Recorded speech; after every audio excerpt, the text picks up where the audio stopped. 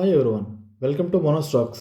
ప్రస్తుతం కువైట్లో Ramadan holidays గురించి కువైట్ క్యాబినెట్ అనౌన్స్మెంట్ అయితే ఇవ్వడం అయితే జరిగింది. రమదాన్ హాలిడేస్ నెలవంక మీద ఆధారపడి ఉంటుంది కాబట్టి ఈ హాలిడేస్ను 2 రకాలుగా అయితే విభజించారు. రమదాన్ పండుగ 19వ తేదీ వస్తే సెలవులు వచ్చేసి 19, 20, 21, 22 వరకు అయితే సెలవులు అయితే ఉంటాయి. తిరిగి మళ్ళీ సోమవారం అయితే పనులు అయితే యథావిధిగా అయితే సాగుతాయి.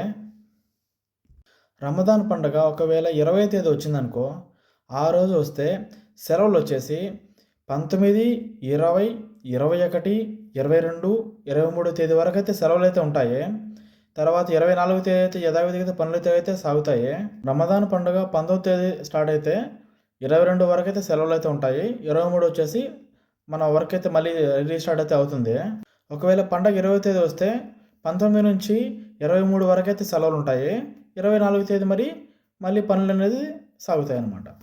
కువైట్ నుంచి ప్రతి అప్డేట్ మీ వరకు చేరాలనుకుంటే సబ్స్క్రైబ్ టు మోనోస్టాక్స్.